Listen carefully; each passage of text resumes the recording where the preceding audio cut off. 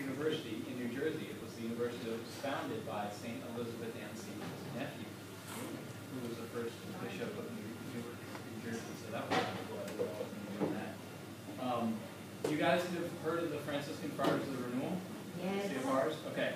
Here's where it gets weird. I'm actually a CFR. Okay. I've been with the community for 8 years.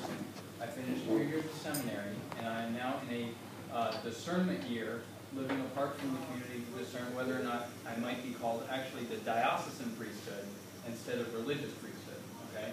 So I'm still like in the community, which is why I still kept a little bit of a beard, but I'm just in a year of prayer to figure out. I'm like St. Paulinus. I want to be a priest, and I'm trying to move in that direction. But there's a big difference between community priest and a diocesan priest, like Monsignor Hart in a parish, and just trying to ask the Lord, you know, okay, if you want me to be a priest, that's great, but I want to be in the right place when it happens. Okay. So in my work with the CFRs, I've actually worked with a lot of homeless and also with youth, with a lot of the time homosexuality. Going through a philosophy degree really helped me understand kind of what the church's challenge is on explaining this. One of the difficulties that we face in our culture and in the media and everything is that if you say anything against it, right, it's kind of like, you know, it's like bigotry, you know, like we don't understand these people. What if they're born this way, right? Why is it wrong? Why aren't they capable of love, you know, in the way that they know how? We're going to kind of tackle all of those questions, okay? And we're going to sort of separate out some of the issues so we know exactly what we're dealing with, okay? So before we get into that, we're going to do a little philosophy lesson, okay? Philosophy, I used to think philosophy was like walking into a room and flipping the switch and going, wow, the lights came on. What does that mean? If somebody asked me what philosophy was, I couldn't tell you, okay?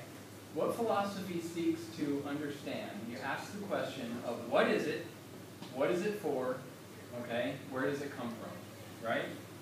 Talking about the end of things, okay? So a little philosophy lesson. Ready? What is it? Chair. Chair. How do you know? Somebody tell me something that makes it a chair.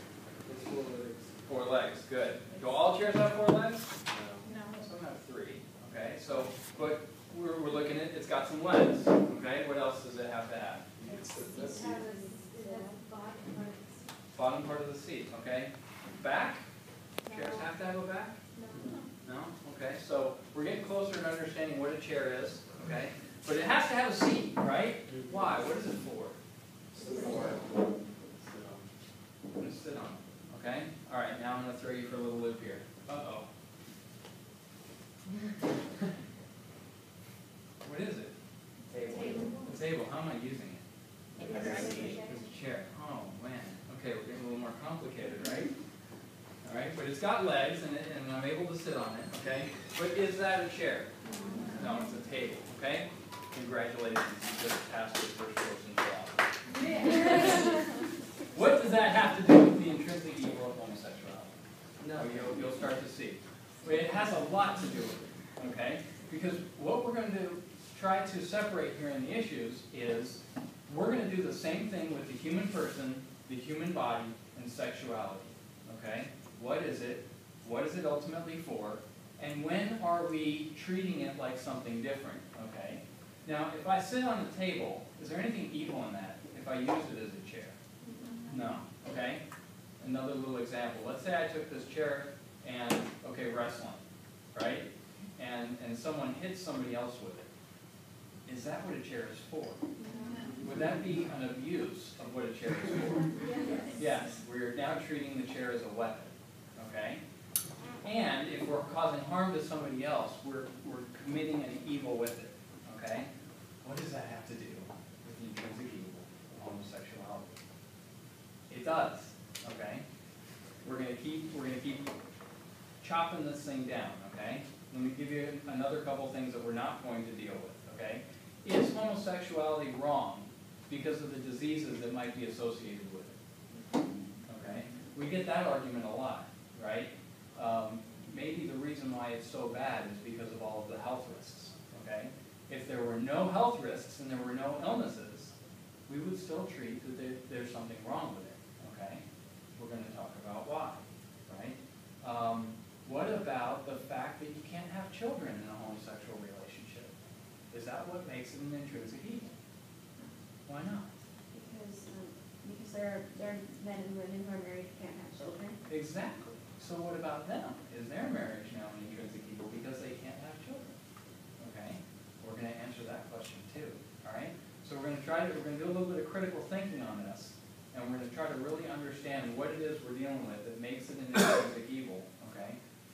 We also need to talk about something else. Okay? For the sake of this talk, when I talk about homosexuality, okay, I am not talking about a homosexual inclination, a person having an attraction, a same-sex attraction, okay? Wait a minute, isn't that what homosexuality is, okay? What I'm meaning to distinguish is the homosexual culture, okay? A gay culture, or an acting out on it, okay? If you're confused, let me try to clear that up a little bit, okay? Let's pretend for an example that you guys are young men. That wasn't hard, okay? Let's pretend that you all are young ladies, okay? And you see a member of the opposite sex, okay, walks into the room, and they're like really attractive, okay? And you get the little heebie-jeebies, you know. Oh, you know what happens, right? And they come up and say hi, and all you get out is, okay? Is there anything sinful about that? No. Okay? Because what our bodies, the way they react and our emotions, okay, especially when we're talking about love, okay, there's nothing sinful about what our bodies go through and what we experience when we see a member of the opposite sex, okay? What about heterosexual, okay? If that happens to someone because of the member of the same sex, okay, that's not the intrinsic evil that we're talking about, okay? And there's nothing sinful about that, okay? Because what we're ultimately going to try to understand is that if someone is experiencing a heterosexual attraction, what we may be dealing with is some sort of a disorder, okay? And don't take my word for that right now. Sometimes that's a hard thing for people to understand. But once we go into the human sexuality and the human person, okay, it's going to make that a lot clearer, okay? That there's nothing wrong with the emotions that we experience. There's nothing wrong with our feelings, okay? What matters is what we do with them, okay? If a person is attracted to another, a person of the opposite sex, they don't have the freedom to have sex with whoever they want as many times as they want, right? Okay? And we know from Scripture that if you entertain those thoughts, okay, it becomes lust, and then it becomes a sin, right? So these are the things that we're trying to focus on, what we're trying to clarify, that's going to help us understand what's going on with the human person and homosexuality. Cool? I want to encourage you guys, if you have questions at any time, okay, throw your hand out and throw something into the conversation. I really want this to be, I want to know where you're at with this. If something I said doesn't make sense, you want a clarification, or you want to challenge something, okay, like, hey, well, what about this? Okay? Throw it out there, okay? This is a hard topic, and we're going to try to break this apart a little bit and get a little bit closer to understanding this, okay? So, everybody good so far? All right. Thanks for picking an easy one for me. All right. So, let's start out with human sexuality, okay? The human body, the human person. What is it, and what is it for? Okay? If you think about the difference between men and women and how we're made, okay, and how we show affection, and what happens during the physical love, okay, we are made differently. We're made to complement, okay? And the end of that leads to a natural process of having children, of procreation, okay? There are a few things that the church says have to be present, okay, for the marriage, all right, and for human sexuality to be fruitful. Okay, so we're talking about sex within the context of marriage. Okay, they have to be open to procreation, right? Open to the idea. By the way, this is also going to help us understand why contraception is an intrinsic evil too. Okay, and what's the second one? I gotta be in love, right? They have to both be. It has to be consenting, right? They have to both be in love with each other, okay? So let's try to focus on the sexual element of that without one of those pieces, okay? What if you had two people who were married, okay, that had sex only to have children, but there was no element of love in there? What do you think? An abuse of our sexuality in the human person or not? Yeah, okay, because part of sex in the marital act, okay, is not just what happens procreatively, there's about 100 ways you can say that, but also because there's an expression of love. That's why sex is not evil or immoral if it doesn't result in children, naturally. We're not talking about contraception, okay? That's why anytime it is expressed within the context of marriage, it is a good and holy and beautiful thing, okay? Because that's the way it was designed by God, all right? Now, what happens if it is only to show love without being open to children? Okay, what happens? So here's an example where contraception might be involved, okay? Is it an abuse? Is it something incomplete about it? Okay, yeah. There's something incomplete about that because we're not taking everything that it's for and everything that happens and allowing God to use it for what He designed it for, right? Okay. The difference with someone, a couple who's infertile, can't have children, okay, is, and we're not going to spend too much time on this, but it's what's the difference between a negation and a privation, okay? So we take, for example, a rock. The rocks have sight, the ability to see. They don't have the ability to see, okay? So are they deprived of sight if they don't naturally, normally have the ability to see? No, okay? So, but a human person, okay, normally has the ability for procreation, okay? In these cases where they don't, or let's stick with sight, okay? If a person is blind, okay, that's a privation.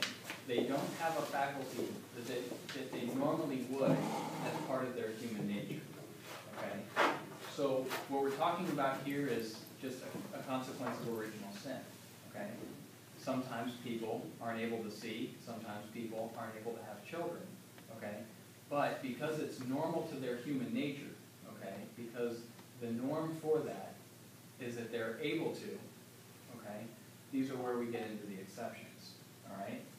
Now, what happens with homosexuality is sometimes we try to blur those lines, okay, and we say, well, wait a minute, if a person has always been attracted to a member of the opposite sex for as long as they can remember, okay, isn't that one of these natural things that occurs, possibly from birth, okay, that would be similar to infertility, okay?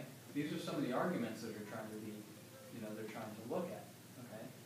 And we can tell you that that's not true, okay? And we're going to go into that as well. We want to be able to explain why what we're talking about, again, is an intrinsic evil, something that under no circumstances we can condone the act, okay? The act of homosexuality, not the emotion, not the inclination, okay?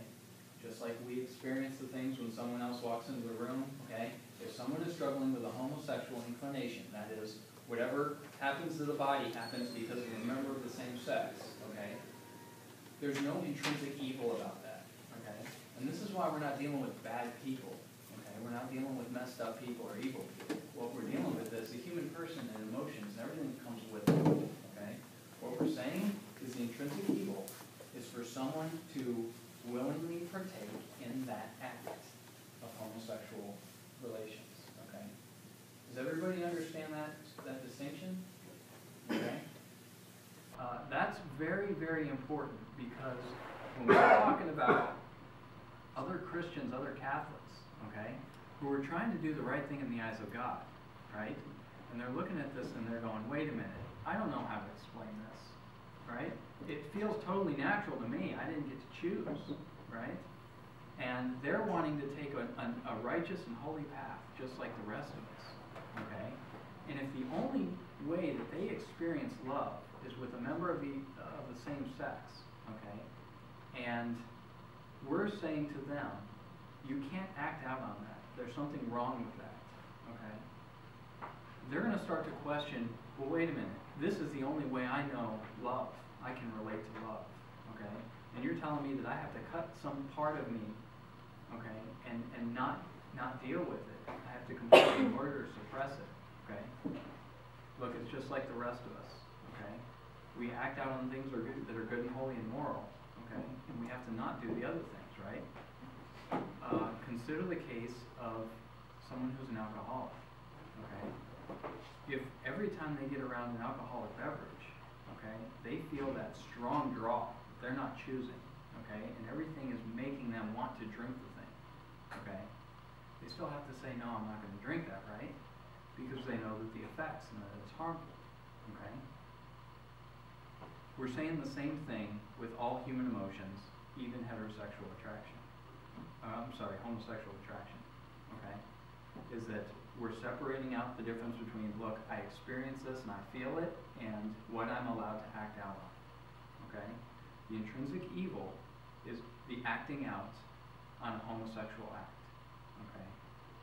And by doing a little bit of this, a little bit more of who are we, right? What are we for, okay? We're going to understand why this is an intrinsic evil, okay? Are there any questions or any thoughts right now? Anything anybody's confused by? I just sort of threw a lot out there. I have a question, but Sure. like, it's in my head, but I can't figure out what I'm going to say. Okay, you want to try to throw it out there, or you want to stir on it a little bit more? And then, okay, and then when you got it, just interrupt me and Yeah. say, okay, I got it. Okay?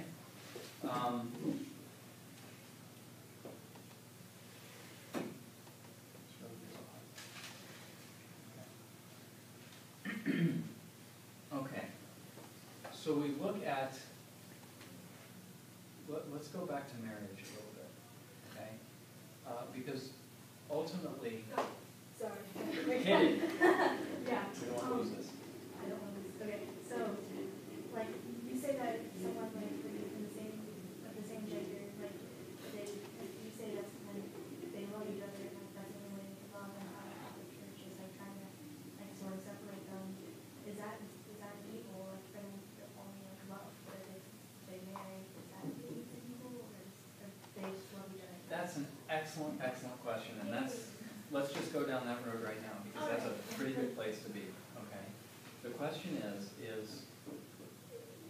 did everybody understand her question, okay? The difference between, are they allowed to love each other, is that a sin, okay? Or is it the marriage part, right? Okay, let's talk about love for a minute, okay? One of the biggest problems in all of this is that in our culture, in the world, there's a huge mistake about what love is, okay? And love is automatically equated with, okay, sex and all the physical stuff, okay? But love is much more than that, right? This is the main reason, okay, that a marriage with an infertile couple is allowed, okay, by the church, okay, is because the sexual act in marriage is a part of showing love, okay? But there's a whole lot more to it, right? As someone who's aspiring to be a priest, right, I've had to show incredible amounts of love to homeless people who are coming in off the street, right? And the love that we try to give them as another human person, okay, is the greatest thing. It's the greatest act of love that we can do for these people, right? And it does not involve anything physical, right? As far as sex goes, okay? Jesus even said, what is the greatest act of love? That one lay down his life for his friends, okay? So even in the example of the cross and the crucifix and the suffering that he went through, right? And the greatest act of love, we see that love is a definition that encompasses much, much more, okay, than what one person does with another, okay? So, in the eyes of the church and everything else, because the church teaches what God, God's will and the truth is really what we're trying to get down to, okay, is that every single person is just as much capable of giving and receiving love as anyone else, period, okay? we understand that each one of us is made in the image and likeness of God, if we understand how valuable our eternal, unique, unrepeatable soul is to him, right? And everything that he has done for us, not only are we all capable of the same amount of love, but we're capable of his infinite love, no matter what, okay? And that's the bottom line, is that every single person needs to know that they're made in the image and likeness of God. We have to know who we are and what we're for, okay? We are for giving his love and experiencing his love, getting to know him, right? And getting to know who he created us to be, okay? That really needs to be the focus of the church's mission in understanding sexuality and what someone who is experiencing homosexual attraction might be going through, okay? To be able to reach out to them and say, you are just as much worthy of salvation as anyone else, okay? You are made in the image and likeness of God just like anybody else, all right? And you are responsible for acting in a way that is in accordance with our human dignity as everybody else, okay? So you hear the words that I'm using. We're not classifying. We're not cutting categories here. We're focusing on what is unique to every single one of us. We all are human person, okay? And we all are made with a human sexuality. What we want to understand is, what is God's plan for that, and how is it ordered? Okay? Everybody, does that answer your question? Yeah. Okay. So as far as marriage then goes, okay, if we look at what marriage is for, and we look at what has to happen with the human person and our sexuality within the context of marriage, we start to see what the issue is. Okay? If we look at marriage, we know from the Bible, right? Jesus said it. He quotes Genesis, okay, when he's talking about marriage and everything. He says, "For this reason, a man will leave his family and cling to his wife, and the two shall become one." Right? Going back to Genesis, what they're talking about is when God created Eve, right? And this was going to be the manner of procreation. Okay, it was through childbirth, right? And there were going to be pains involved, and it was going to have to work. This was just after the fall, right? I wish it was the other way, but that's all right. So this is what marriage is for, okay? If marriage has to have an element of procreation, okay, then now we start to see what the difference is between an infertile couple and a homosexual couple, okay? With a homosexual couple, it's not only not possible to have children, okay, but what happens is that the only way that you can commit the sexual act, okay, the purpose of it is strictly for the pleasure, okay? If we think of happiness, we think of pleasure, okay, and the human acts that come along with pleasure. Thomas Aquinas puts it beautifully, okay? We are made to be happy, every single one of us, right? And every moral act is meant to give us happiness, okay, when we do the right thing, right? So when you eat a piece of chocolate, I don't know, I feel happy, don't you? Okay? You get a little bit of pleasure out of that, right? See, pleasure is a part of doing what is morally good, okay? But what if I eat 10 chocolate bars? The big ones, not the fun size, okay? It still tastes good, but now we're moving into an area of possible indulgence, gluttony, you know, kind of going a little overboard there, okay? Why? Because what we have done is we have taken the element of the pleasure and then we have elevated it to a state that's not, you know, we've abused it, okay? Just like you abuse a chair if you beat someone, okay? Now, let me back up a little bit, okay? Because what I'm saying is that when we're talking about homosexual, sexual, okay, activities, right? We're not talking about the same things as hitting someone with a chair, okay? I'm not saying that we're, you know, we're talking about that kind of harm, okay? What I am saying is we have to look at what the human person is made for, what our organs are made for, okay? And what is the appropriate use and role, okay, of God's plan for us in that, okay? But what does our organs have to do with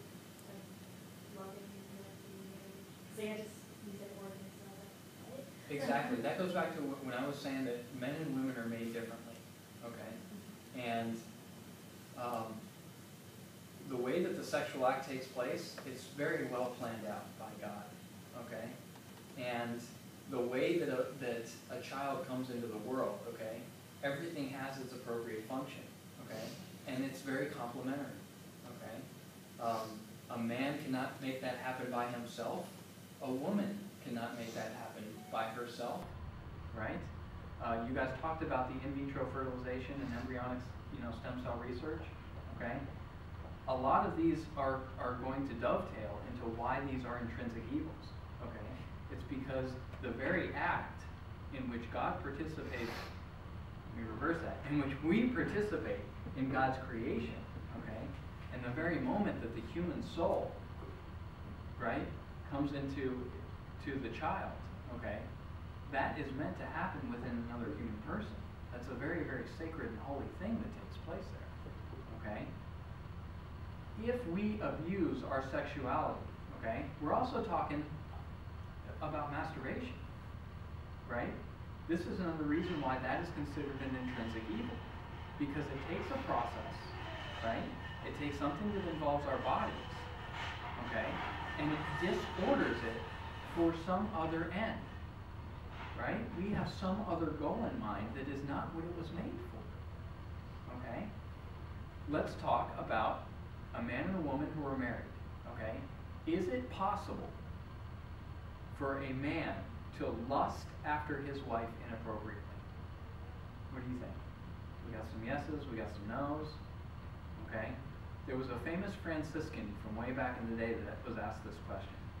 And the way he responded was this. He said, is it possible for a man to get drunk on his own barrel of wine? Okay? See, a man can look at his wife inappropriately. A man can treat his wife like an object. Okay? A woman could do the same thing with her husband. Right? When the sexual act, even within the context of marriage, is not a mutual exchange that is other-focused and other-related, okay? That is not some part of self-sacrifice. It's abusing sex. Okay? And there's sin involved in that. Okay? Contraception. When a couple uses contraception and they say, Lord, we only want this part of what sex is for. Right? We only want to experience the pleasure, okay? And I'm not going to give myself fully to my spouse. That's really what's happening when contraception is used, okay? The man says, I'm going to hold back something of myself that normally would be given to my spouse, and I'm not in the sexual act, okay? But I still want the pleasure and everything else that goes with it, okay? It is possible, okay, to show love during that, but it's incomplete because we're not taking the gift that God has given us and using it as He intended, right? Okay, does that make sense to everybody? You're saying, instead of take all of me, let's just take enough to where you know that I love you, I know that you love me, and whatever else is supposed to happen, we're not going to allow. Okay? It's an incomplete showing of this. It's an abuse of what it's for. Okay? This is question. But then what's the difference between that and NFP, natural family planning? Because, and that's another great question, okay? And this is all going to help us understand why homosexuality is an intrinsic evil. So don't worry if we're talking about a very big topic here, okay?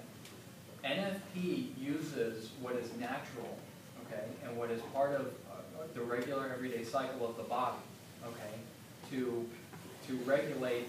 I don't want to say it uses statistics or probability, okay, but it does allow for each person to give themselves completely to the other one, unhindered, okay?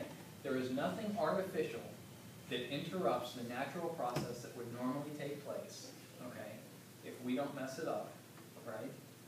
And that allows what God has designed to be used completely, okay?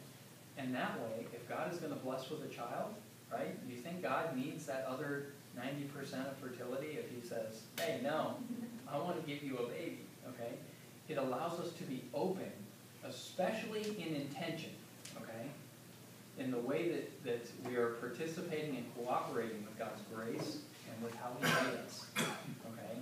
And allows that blessing to take place fully. Okay, does that make sense? So it's not just a numbers game, and it's not just semantics, okay? This is something that nothing artificial is getting in the way, okay, of the process as it normally happens, okay? So that's why NFP is so great, is because it takes into account the full beauty, the sanctity, the holiness of sex and the human person, and it allows God, you know, and the couple unhindered for what God designed to take place. Okay? That's an important question when we're understanding the intrinsic evil with homosexual activities. Okay? Again, I want to reiterate, we're not saying that the person who experiences these interactions are intrinsically evil. Okay? Does everybody understand that? Okay? Because this is really where we're losing people with the church, okay? Is because all they know is what the church teaches about homosexuality, okay? Let me take just a moment to give you an example, okay? When someone comes out in the media, okay, and when someone says, I'm going to adopt a gay culture, okay, I'm going to do whatever I want with whoever, I don't care if they're man or woman, okay, and I'm not going to, that's just going to be totally okay, right? They always say this phrase, right? I'm gay, right? And they identify themselves with this group, okay? Let me tell you something, guys. We are much more than our sexuality. Our sexuality does not define the whole of who you are, okay? I'll say it again. Your unique, unrepeatable soul that was created in the image and likeness of God, and everything that makes you you, from what you see in the mirror, okay, to the thoughts that you have, to the things that you experience, to what you like, to what makes you laugh, okay, that is who you are. And just like the definition of love, okay, that is much, much greater. Who you are and what you are for is much, much greater than what happens and what we choose to do sexually with our bodies. Then what about transgender? There's another one, and I've worked with some of them too who have come through our shelter. What we're talking about, okay, are these things that are, I'm going to use the word disordered, okay, and I don't mean that in the sense of freak or, you know, there's something wrong with me, you know, just like I said, we're defined by more than our faults and failings. We're defined by more than, you know, we're not defined by our sins either, okay? We're defined by our human dignity, okay, and our uniqueness, okay? Transgender people are, it's same kind of thing going on, okay? We're confused about who we are, right? There's emotions or things that are telling me that I should behave this way or that way, such to the fact that either it's reflected in dress, okay, in the way, the kind of clothes, you know, we dress, men wearing dresses, or, oh, did I just say that? I've worn a habit for the last 8 years. That's different. It's different. Just kidding. But, you know what I'm saying, okay? There's the transvestite, there's transgender, there's those who have actually gone through hormonal and surgical treatment to have, you know, bodies like the members of the opposite sex, okay? These are all unique categories, okay, within the realm of the human person and human sexuality. Different things going on with each one, okay, but the point is always the same, okay? That these people are loved by God, okay? They're a human person just like us, right? And the sin, as in every case, is what we choose to act out on, okay? And what we abuse. If we're abusing our sexuality, if we're abusing what we're for in the human body, okay, this is where these things lead us into sin. Okay, so it's all about understanding who we are and what we're made for. Okay, so now let's get right down to it. okay, the intrinsic evils of a homosexual relationship, okay, of a homosexual act, all right? We've seen some of the parallels, okay, is that in order to experience and pleasure, okay, we have to use our bodies to do things that result in pleasure that cut out procreation, okay? So the end of showing pleasure is to show love, okay, and very incompletely, okay? Because we've confused the emotion of love and the act of love and the love like God gives us, okay? See, the love that we have for each other, those acts of love that we were talking about earlier and that you were asking about, okay? The acts of love that we have when times are not great for each other, okay? Love that involves the act of the will. These are the greater, okay? Any sexual act that anyone can commit with someone else reflects and partakes of that same kind of love, okay? It's not like we're talking about two different ones here, right?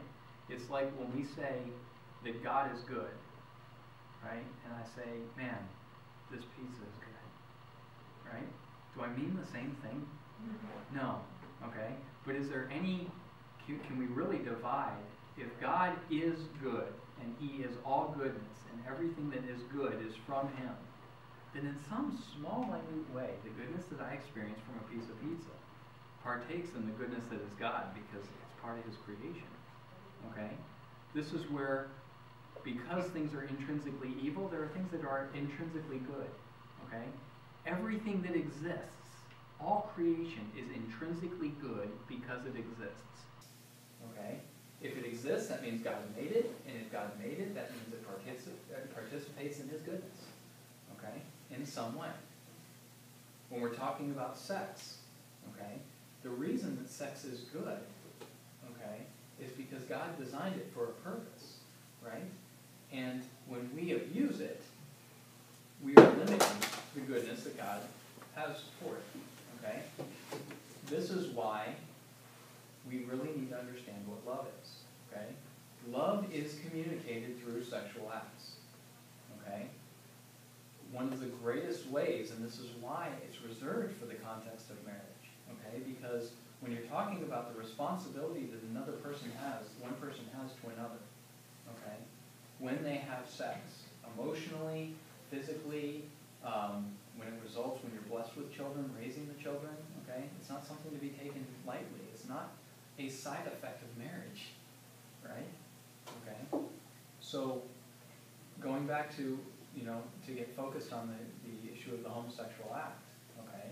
One of the reasons why it's intrinsically evil is because the only way that it is possible is for the same reasons that within marriage we abuse sex, okay? For example, through contraception. We're preventing the end of the act from happening and from taking place. What it's for, right? What is sex for, okay? We don't want to just say, we went through this before. It's not just for procreation, okay? But sex without the ability to procreate is an evil when we block it, okay? Masturbation, okay? We take the pleasure and everything that goes along with how our bodies were made and what takes place with another person, and we abuse it, okay? The homosexual act, okay, can be compared to a mutual masturbation, okay? I mean, there's really no way around that. The same thing could take place, okay, with a heterosexual couple, with a man and a woman, okay? This is why contraception, using condoms, okay, is not quite, okay, but can be related again to just a mutual masturbation, okay, because we're not taking it in all of its elements, okay? So the heterosexual act can never be used as God intended. You can show the other person pleasure, okay, and you can show them that you have this attraction to the other person, okay, but this is an abuse and a misunderstanding of love.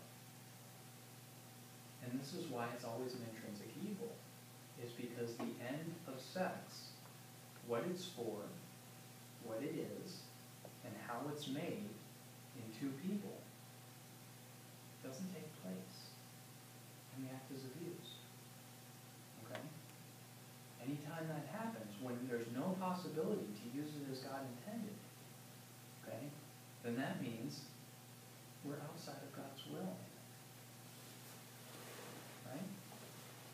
So, Sorry, you just said will, and like, so if two people who are, or two people in the same gender who love each other and have marriage, are they like when God made them in his image, and he already knows their will and everything, does that mean they're not following his will or something? if committing a homosexual, see, I'm trying to keep my terms very, very straight, sorry if I keep messing up. If committing a homosexual act, that's correct, okay? The homosexual act is not part of God's design for sex. Just like contraception is not part of God's design for sex. Just like masturbation is not part of God's design for sex. Okay? Now, you're bringing up an excellent point, okay? And what about marriage then between two members of the same sex? Okay? What if we could accept that, what if they could show that they love each other by committing to each other and getting married, right? Why can't that be allowed? As long as they don't have sex. Okay? Well, first of all, who do you think is going to accept that argument? Right? Number two, okay, now we're starting to look at what is marriage. Okay? And this, first of all, goes back to what Christ said, okay? And for this reason, a man will leave his family and cling to his wife. Okay? He didn't just forget about everybody else. You know, well, there's going to be some exceptions, but you guys can work that out later. Okay? It's because marriage takes into account the fullness of the human person as well. Okay? It's why it's so important, okay, that it is this take all of me, okay, including my sexual faculties, including the organs, everything. Okay? And that's why it needs to be between a man and a woman, because what is marriage and what is it for? Okay, we can do the same thing with that. See, that's the beauty of these things with philosophy, okay, is that it asks that question about everything. Okay? What is marriage and what is it for? The whole union of marriage, what did we know from St. Paul's letter? We know from Jesus, that the two become one flesh. Okay? If the two are going to become one flesh in a complementary way, and they're going to bear fruit and multiply, as he commanded them to do, there's only one way that that can happen. Between a man and a woman. Okay? So the very institution of marriage. Let me ask you a question. Where in the Bible was the first marriage? Was the first sacramental union? Ruth? What do you think?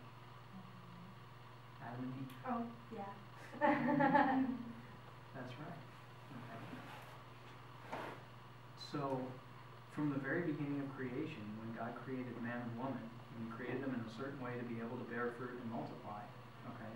And this becomes the basis of all of Jesus' teachings on marriage, okay? With what marriage is for. Marriage is to show that you love someone, to give yourself completely to that person, fully, okay? Body, mind, soul, the two become one flesh, so that it is no longer two, but one. Okay? And then what does he say to do? He says, be fruitful and multiply. Okay? That's what marriage is for. Marriage has to be between a man and a woman for that to happen. Okay? Any other form of marriage, because remember what the church teaches about marriage, those things have to be in place for it to be a valid marriage. They have to be open to procreation. They have to consent and be in love. Okay? Either one of those elements are missing, you don't have a marriage. Okay? Now, we can define, the government's done it all the time. Okay? What about, if we're just talking about what is in the eyes of the church and so, sacraments, well, why can't the government then say civil unions are okay?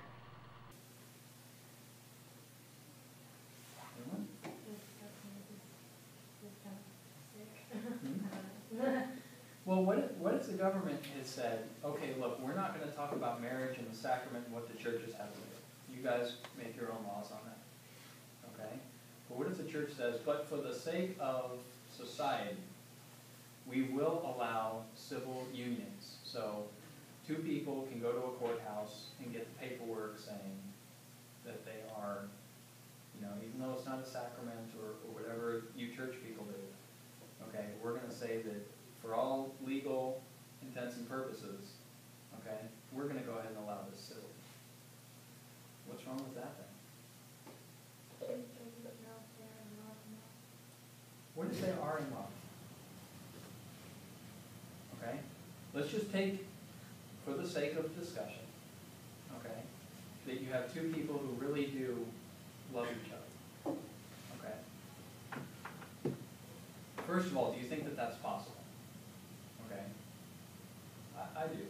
Okay, we have a lot of examples where, you know, I mean, Jesus loved the disciples, right? Okay, now we're talking about specifically in a sexual manner. Okay? No matter how you slice it, no matter how you look at it, no matter who says it's right or wrong, okay? If what we're talking about is being allowed to commit that behavior, okay, we're back into this cycle of intrinsic evil, okay?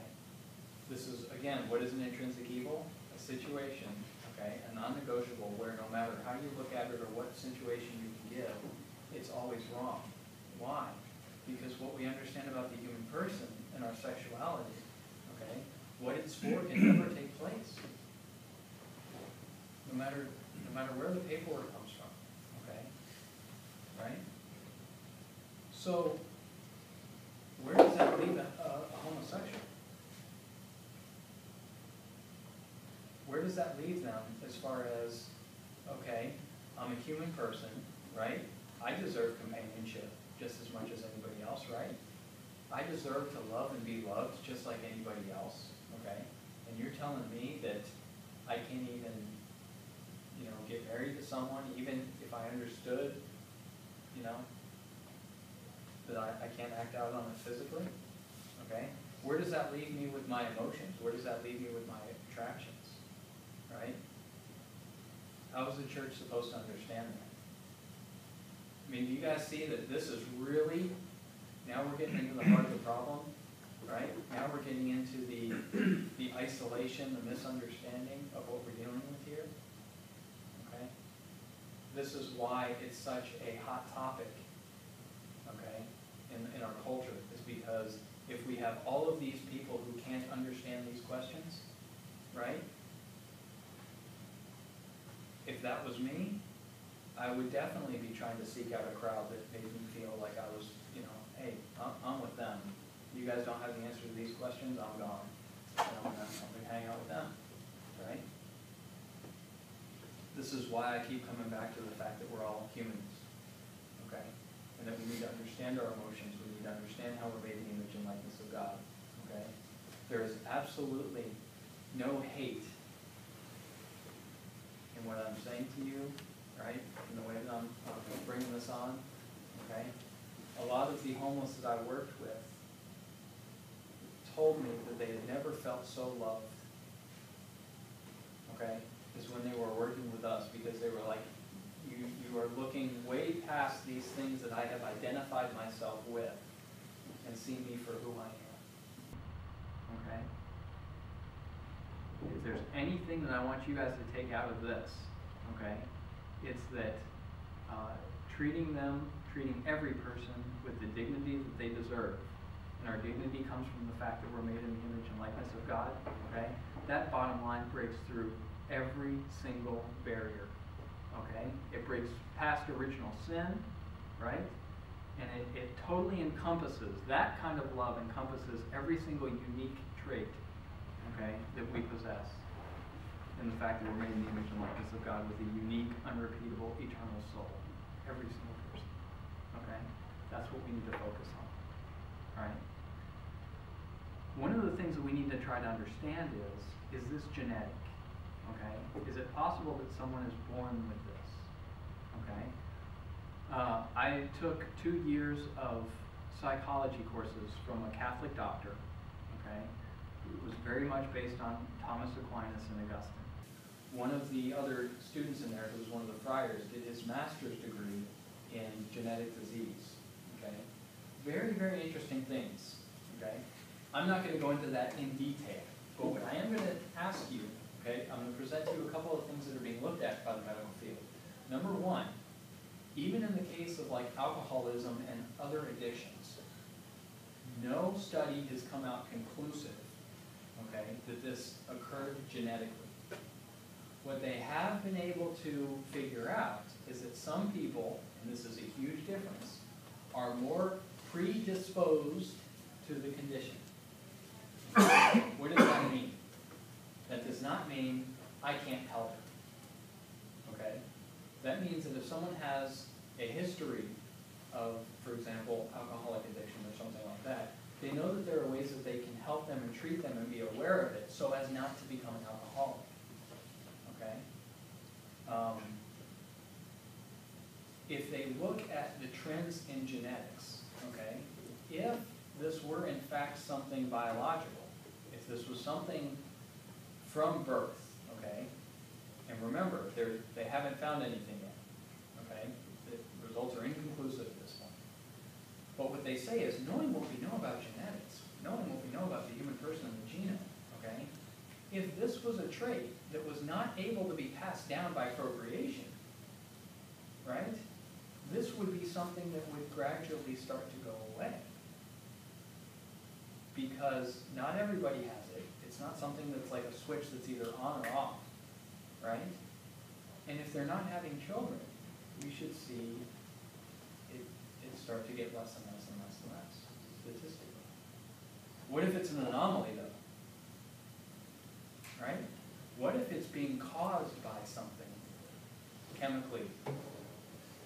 Well, then it's not natural, okay? And it's not something that God created. So then what do we have to do? We have to make moral decisions based on how we act, okay? So that the sin, again, is not the emotion. It's not the attraction that we're talking about. It's what we do with it, okay? I know that I love, it's a weak example. I know we're talking about sexuality and love, okay? So this is totally pithy, all right? I love Dr. Pepper, okay? I could drink gallons of it, right? Let's say that was a predisposed medical condition. I'd say thank God. But, I would know what I would have to do, okay, to not hook myself up to an IV with Dr. Pepper. I knew I had a problem when I was drinking 7 cups of coffee every day, right? I had to bring that down to 2 or 3. Big ones, no. Okay? If someone has a predisposition to alcoholism, okay, or a family history of this, then they know what they have to do, okay, to be able to not act on it, right? One of the things that we're finding with homosexuality is that there are similar trends and patterns, especially cultural, okay? Number one, it's on the rise, okay, significantly. Number two, in specific areas, right? Number three, our families are breaking apart, okay? If we're going to have understanding of who we are as a human person, if we're going to understand the differences between men and women, how important do you think then it is that children are brought up where you have the right role of man and the right role of women, okay? And I don't mean that in a sexist, kind of old-fashioned, right? I mean the truth about the differences that God created us and what it means to be a man and what it means to be a woman, okay? Just like we said, that table is not a chair, okay? It is what it is, right?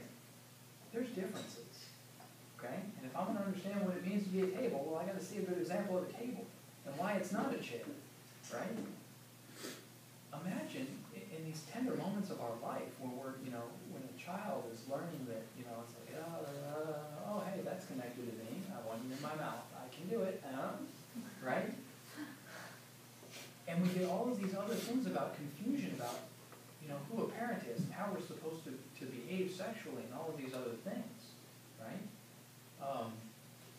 One of the things that they're also linking a misunderstanding of sexuality, whether it be to homosexuality or transgender or any of these other things, is the rise in the level and the content of pornography.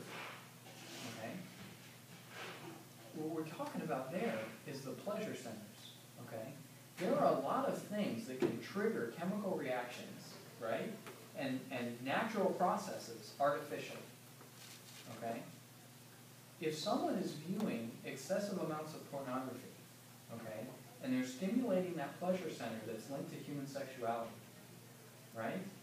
And if a man who's doing this, along with masturbation, okay, is constantly exposed during that to images of other men, or the same thing with women, okay, and all the body is getting is this image and this result, okay, the body's going to start taking that on, and we're going to start confusing what it is that we're attracted to. Whatever brings the pleasure, the body's going to say, hey, I want more of that. And we can condition ourselves to get it any way that we want to. Okay? This is why virtue and those very virtues, okay, that in a very real way were instilled in every single one of you at the sacrament of confirmation. Right? This is where the education and the knowledge of what is the truth is the catalyst for really making God's grace go to work in us. To be able to exercise right judgment, to be able to understand who we are, and to be able to say, okay, I know what is a moral act. I know what it is to act good. And I know why it is that I can't behave this way. Because I know the way God made me. Okay? Beyond that, okay, it is really the field and the appropriate area is pastoral counseling, okay, psychology, right? We need to rely on the medical field, okay, to be able to not determine what's wrong, okay, but to help us understand why these things are taking place, okay? Not to tell me why I'm I want to do so badly something that you're saying is an intrinsic evil, okay? But to be able to understand more fully who I am in the image and likeness of God, what is my sexual faculty, okay? And why it is that it is somehow, when I say the word disordered, okay, it could sound kind of harsh, okay? I'm just going to strip that down, okay? All I mean by disorder is not ordered towards the appropriate end. It's aimed at something else, okay? And we need to understand, if we're going to understand ourselves, why is that, okay? What's happening in me? What took place that is making me ordered towards that end, okay? And if I can understand why that's not in God's plan, okay? And by the way, if it's not in God's plan, okay, then He has something planned greater for that person, right? Okay? God is not just simply going to leave this person isolated and alone and say, sorry, you have to miss out on all of these other things that I've given everybody else because yours is ordered this way. And so that part is just going to be missing in your life. I'm sorry. That's not the way it works. Okay? But through these things, we can understand why it is that I experience the things that I experience. Right? We can talk these things through and try to understand, okay, what is my sexuality ordered to? How is that within God's plan? How is it a part of who I am in the image and likeness of God? Okay? So that every single human soul is fully capable of giving love to the fullest and receiving love to the fullest. Okay? Because all of that love is just a reflection of the love that God has for us. Okay? Our sexuality is just as much a part of that. It is very holy and beautiful. Okay? But when we understand what it's for, we can understand why a homosexual act is intrinsically evil. Okay? Because it takes a faculty It does not have the appropriate end, and it limits it to just pleasure and a misunderstanding of what love is. Okay? The next question for the homosexual person who is going to try to understand God's plan for them, okay, is if that's the truth, then that means that there is some other way, okay, that God intends to fulfill my sexuality and my ability to receive and give love. And that is what the homosexual person really should be open to trying to embrace and trying to find out, and not alone. You know, that's where the church needs to be there. That's where we need good Christian counselors, okay, who are going to try to really find out what the truth and God's plan for all of us, God's will. Okay, are there any questions? If you're like completely neutral on the subject, like, you know, like they're gay or not. Another excellent question, and I'll conclude with this, okay, because we're down to the last few minutes, okay? And I think this is good, since if this concludes all of the intrinsic evils, okay, then this brings up a good point, right? Just like we should not define someone because of their sexual orientation, there's much, much more to that person, okay? But we need to be able to see the entire human person. We need to be able to love the entire human person, okay? That's the bottom line, okay, that I should not care about, okay? I care about who you are and the fact that you're another human soul before me and that we are brothers and sisters in Christ. You're a human being, I'm a human being. Hey, there's a deep connection there because we both have unique, unrepeatable, eternal souls, okay? So beyond that, I don't care, right? And I love you just the same, okay? At the same time, and in order to show that, we have a responsibility, okay, to form our own consciences, right? Let me put it this way. If I'm going to look at you and see Christ, if I'm going to look at you and see that you're made in the image and likeness of God and love you fully, okay, then how can I allow you, okay, how can I not speak out about something that you might be doing that is detrimental to your soul, right? In fact, if you don't, that's not showing love. Okay? One of the greatest ways that you show someone that you love them, okay, is to see that they're made in the image and likeness of God and let them know. Which means we have to say something, okay, when someone is not doing what is according to their dignity and to the fact that they're made in the image and likeness of God. That's how we show it. But how do we say that? Like what the atheist usually encourage to say is that, Or even if someone's not atheist, Yeah. if someone is. You can think of a million what ifs and a million situations, okay?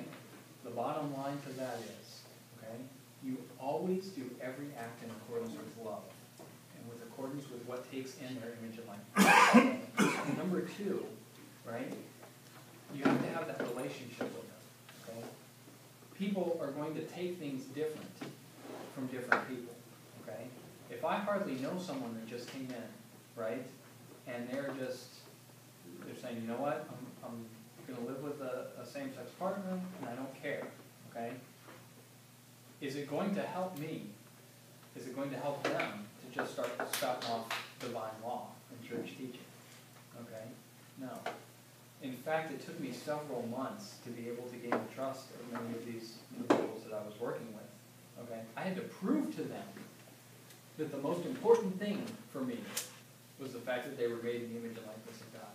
And by the way, that was my answer when the person came up to me and said, how long have you known about this? And I said, for several months now. And he said, and you have continued to treat me the same.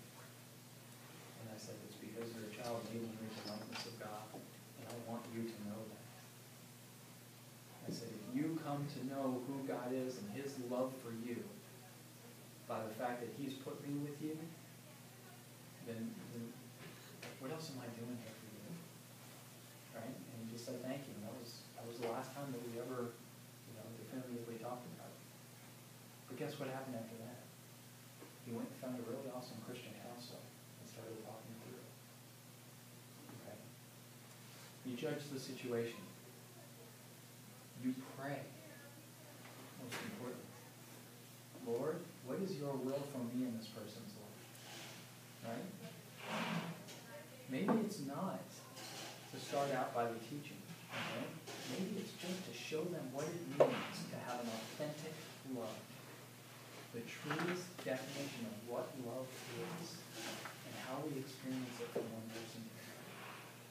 Maybe that's going to be your piece in the eternal plan of God's healing for that person. Okay? It's a mystery. Right? So that's the first thing you do is, number one, pray. Number two, love. And do what you love. And that was the last thing. Love and do what you love. Okay? So that's where the gift of the Holy Spirit, with which you were all infused with at the sacrament of confirmation, takes over. All right? Amen.